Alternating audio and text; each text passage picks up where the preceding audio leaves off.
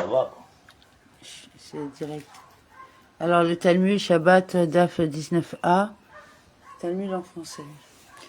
Concernant le kuta babylonien, un épice qui contient de la chapelure au levain, et toutes sortes de kuta, il est interdit de le vendre à un gentil 30 jours avant Pâques, parce que le kuta est utilisé exclusivement comme épice, il dure plus longtemps que les autres aliments. Les sages ont enseigné dans une vérité différente. On peut, ab initio, mettre de la nourriture devant le chien dans la cour de le Shabbat. Et nous ne craignons pas que le chien puisse le soulever et l'emporter dans le domaine public. Si le chien l'a soulevé et est sorti de la cour, il n'est pas nécessaire de s'occuper de lui, car il n'est pas tenu de s'assurer que le chien le mangera spécifiquement dans cette cour.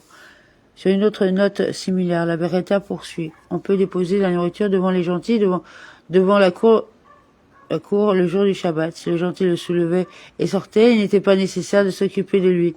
La Guémara demande pourquoi ai-je également besoin de cela. Ce cas est le même que celui-là. Les alarod concernant le chien et le gentil sont identiques car les interdictions de Shabbat ne s'appliquent à aucun d'eux. La Guémara répond, il y a une distinction, ne dit pas que dans ce cas, celui du chien, la responsabilité de sa nourriture incombe au propriétaire de la cour qui possède le chien. Et dans ce cas, celui du gentil, la responsabilité de sa nourriture n'incombe pas au propriétaire de la cour. Par conséquent, dans une situation où l'on craint que le Shabbat soit profané, il est permis de dire qu'il ne faut pas donner sa nourriture aux gentils. Par conséquent, la Beretta nous enseigne que dans ce cas, cela est également permis. Les sages ont enseigné dans une Tosefta, nul ne peut louer ses ustensiles à un gentil la veille de Shabbat, car il apparaît que le juif reçoit une rémunération pour le travail effectué la veille de Shabbat. Toutefois, les 4e et 5e jours de la semaine, cela est autorisé. Dans le même ordre d'idées, il est interdit d'envoyer des lettres de la main d'un gentil la veille de Shabbat. Toutefois, les 4e et 5e jours de la semaine, cela est autorisé. Néanmoins, ils ont dit à propos de Rabbi Ozi le prêtre, et certains disent qu'ils ont dit ceci à propos de Rabbi Ozi le chassid, qu'un document de sa main n'a jamais été trouvé dans la main d'un gentil, de sorte qu'un gentil ne porterait pas sa lettre le Shabbat. Les sages enseignaient dans une Beretta, on ne peut pas envoyer une lettre de la main d'un gentil la veille de Shabbat à moins qu'il ne lui stipule une somme d'argent fixe. Dans ce cas, tout ce que le gentil fait avec cette lettre n'est pas au service du juge, mais plutôt pour lui-même, puisque son paiement est stipulé à l'avance. Beth Shammai dit, on ne peut donner une lettre à un gentil la veille de Shabbat que s'il y a suffisamment de temps pour que le gentil atteigne sa maison avant la nuit. Et Beth Hillel dit, s'il lui reste suffisamment de temps pour atteindre la maison adjacente au mur de la ville où il a été envoyé. La Guémara demande, n'a-t-il pas stipulé un préfixe? Quelle différence cela fait-il qu'il arrive à la ville la veille de Shabbat ou le jour de Shabbat? Rav Shechet a dit, la Beretta dit que ce qui suit, il n'a pas stipulé un préfixe pour la tâche. Beth Shammai dit, on ne peut donner une lettre à un gentil à la veille du Shabbat que s'il a suffisamment de temps pour que le gentil puisse arriver à sa maison avant la nuit. Et Beth Hillel dit, s'il y aurait suffisamment de temps pour atteindre la maison adjacente au mur de la ville où il a été envoyé. La Guémara demande, n'avez-vous pas dit dans la première clause de la Beretta qu'on ne peut pas envoyer de lettre à moins d'avoir stipulé un préfixe? Sans fixer un prix fixe, on ne peut pas envoyer de lettre du tout. La Guémara répond, ce n'est pas difficile car il est possible d'expliquer que là où nous avons appris qu'il est permis de donner une lettre à un gentil la veille de Shabbat, même s'il n'a pas stipulé de prix fixe. C'est dans le cas où la maison du facteur, Beth Doar, est située en permanence dans la ville. Et cela alors qu'il est permis de remettre une lettre à un gentil seulement s'il a stipulé un prix fixe. Et dans le cas où le domicile du facteur n'est pas situé en permanence dans la ville. Les sages ont enseigné, on ne peut pas embarquer sur un bateau moins de 3 jours avant Shabbat pour éviter de donner l'impression que le juif accomplit un travail interdit pendant Shabbat. Dans quel cas cette déclaration est-elle dite? Dans le cas où il a mis les voiles de manière volontaire. Cependant, s'il a navigué pour une affaire impliquant une misva, il peut très bien le faire. Et même alors, il doit stipuler avec le capitaine du navire gentil que cela est à condition qu'il se repose, c'est-à-dire qu'il arrête le navire. Et même si le gentil ne se repose pas, Rabban Shimon ben Gamliel dit, il n'a pas besoin de stipuler et naviguer sur un bateau, aller de Tyr à Sidon. Un court voyage en mer est autorisé même la veille de Shabbat. Les sages ont enseigné dans une Tosefta, on ne peut pas assiéger les villes des gentils moins de 3 jours avant Shabbat, pour éviter d'avoir à profaner Shabbat en établissant le siège. Et s'ils ont déjà commencé à établir le siège moins de 3 jours avant Shabbat, ils n'ont pas besoin d'arrêter toutes les actions liées à la guerre, même pendant Shabbat. Et ainsi, Shammai dirait, ce qui est écrit, et vous devez bâtir un siège contre la ville qui vous a fait la guerre jusqu'à ce qu'elle tombe. Deutéronome 20, 20. Il découle que le siège doit être soutenu jusqu'à ce qu'elle tombe. Ça tombe Par conséquent, le siège doit se poursuivre même le jour du Shabbat. Nous avons appris dans la Mishnah que Rabban Shimon ben Gamliel a dit: la maison ancestrale de mon père, la dynastie de Nessim, de la maison de Hillel, avait l'habitude de donner des vêtements blancs à un blanchisseur gentil au moins 3 jours avant Shabbat. Il a été enseigné dans la Tosefta que Rabbi Sadok a dit: c'était la coutume de la maison de Rabban Gamliel et donner des vêtements blancs au blanchisseur gentil 3 jours avant Shabbat, et lui donner des vêtements colorés même la veille de Shabbat. La Gemara commente: et de leur déclaration, nous avons appris que les vêtements blancs sont plus difficiles à laver que les vêtements colorés, car sur les vêtements blancs, chaque tache est plus visible. Dans le même ordre d'idée, la Gemara raconte qu'Abiy a donné ce vêtement teint au blanchisseur. Abiy dit au blanchisseur: combien veux-tu comme paiement pour le laver? Le blanchisseur dit à Abiy: pareil que pour un vêtement blanc. Abiy lui dit: tu ne peux pas me tromper sur ce point, comme les sages l'ont déjà concédé, comme il était enseigné dans la Beretta quel vêtement est le plus difficile à laver. À ce sujet, Abiy a dit: celui qui donne des vêtements au blanchisseur, il doit les lui donner sur mesure et il doit les lui reprendre sur mesure. De cette façon, s'il est plus long, cela indique que le blanchisseur lui a causé une perte parce qu'il a été étiré le vêtement. Et s'il est plus court, il lui a certainement causé une perte car il l'a rétréci. Nous avons appris dans la Mishnah que ceci, Beth Shammai et cela, Beth Hillel, sont d'accord pour que l'on puisse charger la poutre de pressoir à l'olive et le pressoir circulaire à un vin. La Gemara demande: qu'est-ce qui est différent dans tous les cas de la Mishnah, où Beth Shammai a publié un décret les interdisant, et quelle est la différence entre les poutres du pressoir à olive et le pressoir circulaire à vin, où Beth Shammai n'a pas publié de décret interdisant eux? La Gemara répond: dans les cas où s'il accomplissait le Shabbat, il était tenu d'apporter un sacrifice pour le péché. Beth Shammai a publié un décret les interdisant la veille de Shabbat à la tombée de la nuit. Cependant, dans le cas des poutres du pressoir à olive, du pressoir circulaire, pour lesquels même s'il les effectuait le Shabbat, il n'était pas tenu d'apporter un sacrifice pour le péché, Beth Shammai n'a pas émis de décret. La Gemara demande: qui est le Tana qui soutient que tout ce qui vient de lui-même et non comme le résultat d'une action peut très bien être fait pendant Shabbat?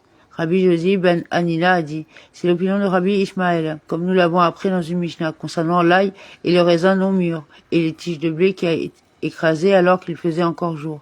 Rabbi Ishmael dit: ils peuvent continuer à s'en occuper et finir après la tombée de la nuit, car une fois le broyage terminé, ces objets sont placés sous un poids, de sorte que les liquides continuent de s'infiltrer. Et Rabbi Akiva dit, Dab 19b: il ne finira peut-être pas. Et la Mora Rabbi Elazar dit: notre Mishnah est conforme à l'opinion de Rabbi Elazar le Tana, comme nous l'avons appris dans une Mishnah, en ce qui concerne les rayons de miel qu'il a écrasés la veille de Shabbat et que le miel est sorti tout seul le jour du Shabbat. Il est interdit de manger le miel comme tout ce qui a été préparé le jour du Shabbat. Et Rabbi Elazar autorise sa consommation le jour du Shabbat.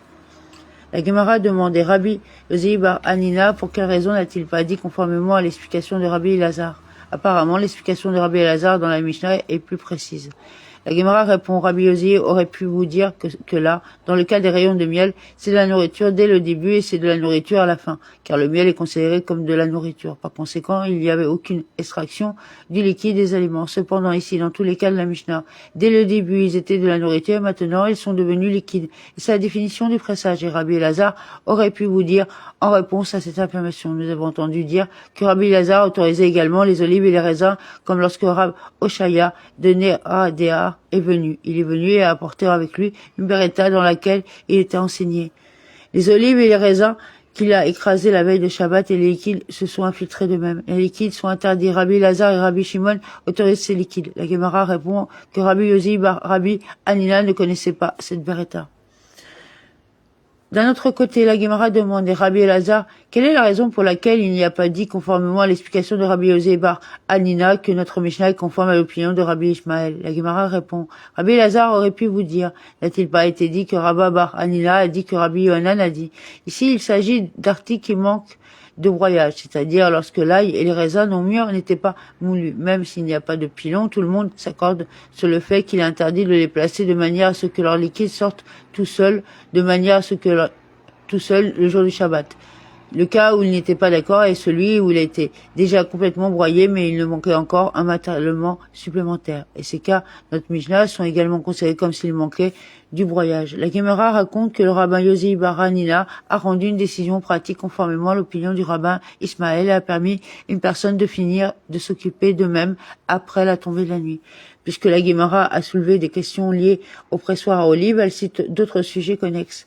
L'huile des pressoirs à olives et les tapis des pressoirs à olives qu'ils utilisent dans leur travail. Rav a interdit de les placer le jour du Shabbat car ils sont réservés à un usage précis. Il est interdit de déplacer un objet mis de côté et désigné dans un but défini le jour du Shabbat. Et Shmuel a permis de le faire car selon Shmuel, le statut juridique de la jachère ne s'applique pas dans la plupart des cas, dans le même ordre d'idée.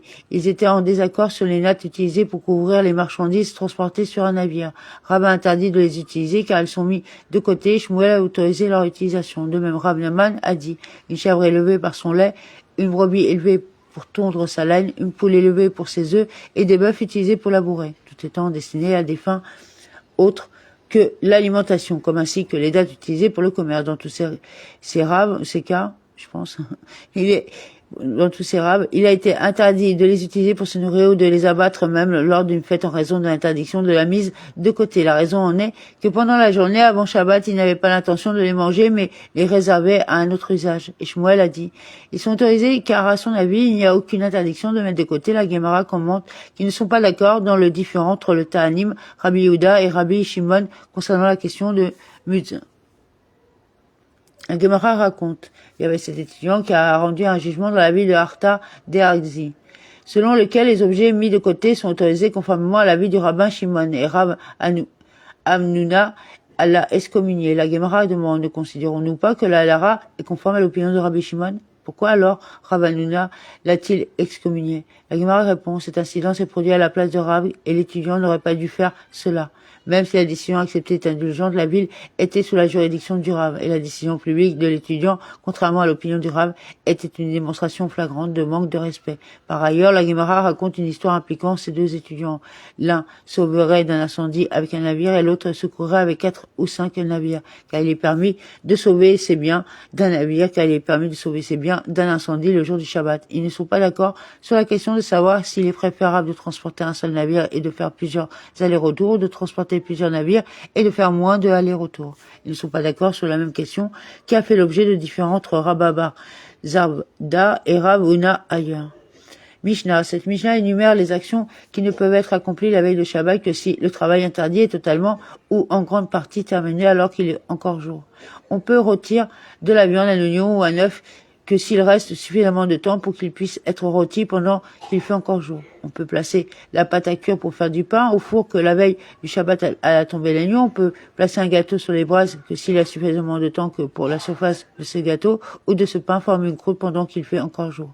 Rabbi Eliezer dit assez de temps pour que sa croûte inférieure durcisse, ce qui prend moins de temps toutefois. Dans un cas exceptionnel, on peut ab initio descendre l'agneau pascal au four de la veille de Shabbat à la tombée de la nuit afin que son rôtissage soit achevé le jour de Shabbat si la veille de Pâques coïncide avec la veille de Shabbat. Et on peut, ab initio, allumer le feu dans le feu de joie de la chambre du foyer du temple la veille de Shabbat adjacente au début du Shabbat et permettre au feu de se propager ensuite dans tout le bois de feu de joie.